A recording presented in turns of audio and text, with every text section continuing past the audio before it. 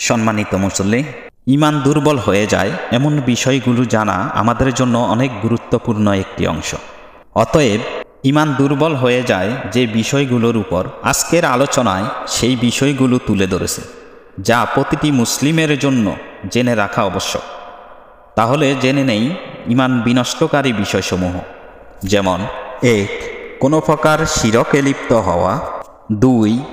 নিজের এবং আল্লাহর মাঝে কাউকে মধ্যস্থানকারী মনে করা। ৩. অমুসলিমদের অবিশ্বাসী মনে না করা। ৪. মুহাম্মদ সাল্লাল্লাহু আলাইহি ওয়াসাল্লাম যা নিয়ে এসেছেন তার চেয়ে উন্নতর কোনো জীবন ব্যবস্থা বা পথ নির্দেশনা রয়েছে এমন মনে করা। ৫. ইসলামের কোনো বিষয় বা অংশকে অপছন্দ করা। ৬. ইসলামের কোনো বিষয় বা তা পালনকারীদের নিয়ে হাসি ঠাট্টা করা। ৭. জাদুটোনা করা। ৮.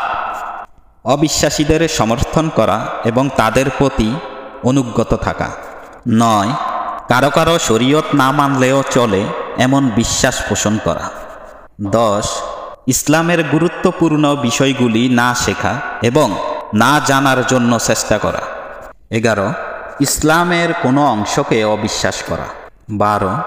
কারো কারো মতে সালাত পরিত্যাগ করা, তবে সকল আলেম এমন মনে করেন না। ধন্যবাদ আলোচনাটি কন্টিনিউ করার জন্য।